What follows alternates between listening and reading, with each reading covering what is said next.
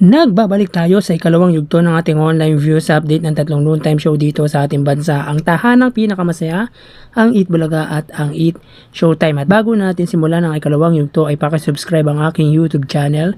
Pakiclick ang bell notification icon para lagi kayong updated sa mga bagong video na ilalabas ko. So tara mga kaparokya, ating alamin ang online viewership ng tatlong noontime show. Para sa tahanang pinakamasaya, Undertape Incorporated Facebook page na may 326k followers. Sa Eat Bulaga Under TVJ Facebook page na may 1.9 million followers. At sa Eat Showtime na may 16 million followers. So as of 1:33 PM, ang tahanang pinakamasaya ay may 477 live viewers. Ang Eat Bulaga naman ay may 8.2k live viewers. At ang Eat Showtime ay may kasalukuyang 19.9k live viewers. So, click po natin para po sa tahanang pinakamasaya, sila ay may 473 live viewers. Ang Eat Bulaga naman ay mayroong 8.2k live viewers at ang Eat Showtime ay may 19.9k live viewers. So, ulitin po natin, as of 1:34 PM, para po sa tahanang pinakamasaya ay may 476 live viewers. Ang Eat Bulaga naman po ay may 8.2k live viewers at ang Eat Showtime ay mayroong 19.9k live viewers. Dito po sa Facebook Live, ang nanguna ay ang Eat Showtime.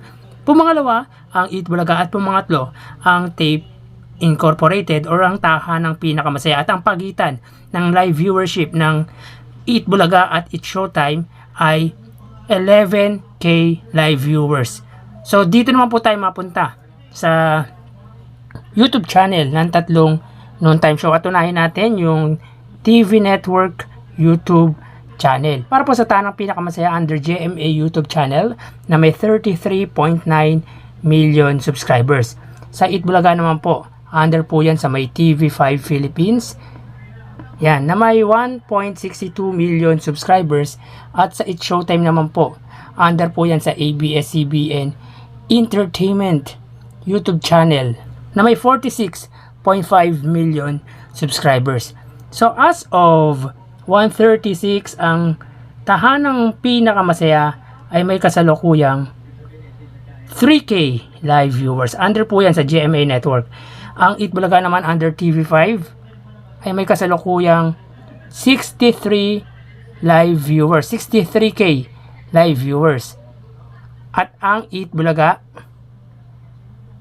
yan, at ang Eat Showtime ay mayroong 106k live viewers. So ulitin po natin, as of 1:36, ang tahanang pinakamasaya under GMA Network ay mayroong 3,000 live viewers.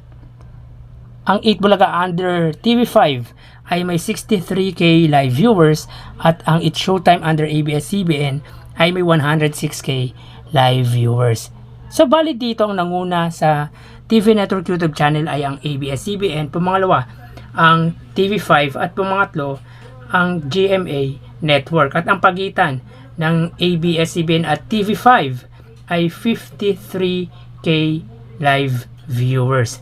So mapunta naman po tayo sa TV Network YouTube channel para po sa tahanang pinakamasaya na mayroong 427 subscribers.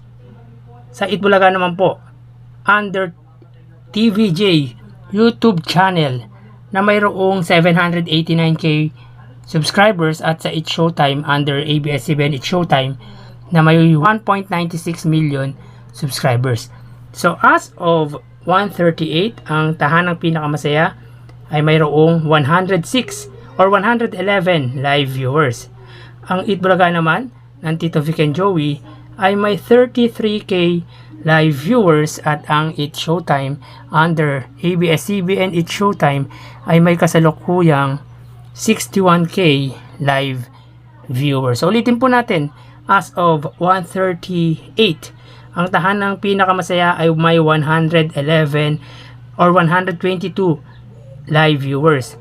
Ang Eat Bulaga naman ay may 33k live viewers at ang Eat Showtime ay may 61k live viewers. So, bali dito sa main YouTube channel ng Tatlong Noontime Show, ang nanguna ay ang Eat Showtime, pumangalawa ang Eat Bulaga, at pumangatlo ang Tahanang Pinaka Masaya. At ang pagitan ng Eat Showtime at Eat Bulaga ay 28k live viewers.